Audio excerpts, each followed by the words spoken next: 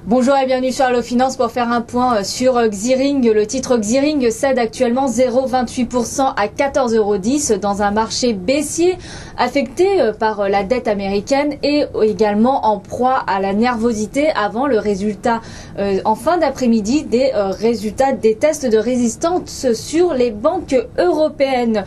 Pour rappel, donc le groupe a publié mardi dernier, ce mardi, ses chiffres semestriels de ses ventes semestrielles. Alors, l'éditeur de logiciels et de sécurité pour les transactions électroniques dans le domaine de l'identité et de la santé a annoncé un chiffre d'affaires pour le premier semestre 2011 de 8,8 millions d'euros, soit une hausse de 11%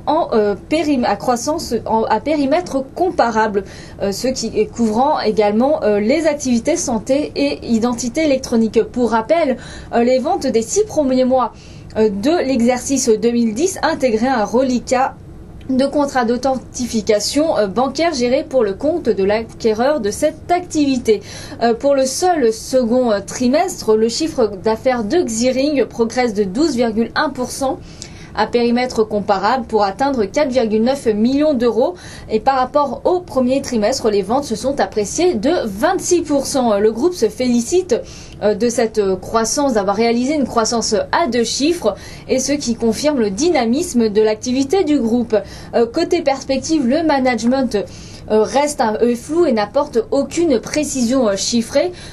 Tout juste, Xiring indique que le programme de carte nationale d'identité électronique français a passé une étape majeure importante avec l'adoption de la proposition de loi de l'Assemblée nationale le 7 juillet, la transmission pour deuxième lecture au Sénat. Ce futur programme conforte le groupe dans ses perspectives de marché sur le marché pour les années qui viennent.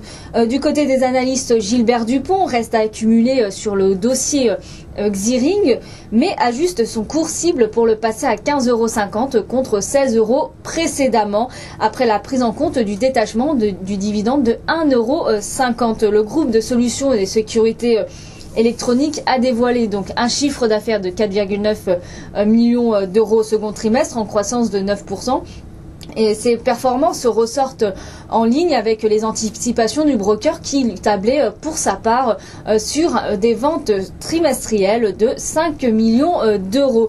À la lumière de ces ventes, le bureau d'études maintient son estimation pour 2011 de son chiffre d'affaires pour l'année 2011 à 21,4 millions d'euros, soit une croissance de 16% par rapport au chiffre d'affaires 2010, avec une accélération au second semestre, avec une croissance de 20% sur la période. Le bureau d'études souligne que les avancées législatives sur le dossier de la carte d'identité électronique et estime que Xiring semble bien positionné pour livrer une partie de ses futurs lecteurs, ce qui amène le broker à maintenir ses prévisions d'une croissance annuelle de l'activité de 10% pour les exercices 2010, 2012 et 2013. Pour notre part, concernant Xiring, le positionnement de la société est un point positif car il est leader sur son secteur, et nous pensons par ailleurs que le secteur de la dématérialisation a de beaux jours devant lui. Et donc après le versement, en tenant compte du versement de dividendes d'1,50 € par titre, nous sommes positifs sur le titre au regard des perspectives qui s'offrent à Xiring, et nous tablons sur un objectif de cours de 16 €. Voilà ce qu'on pouvait dire sur Xiring. À très bientôt sur Allo Finance.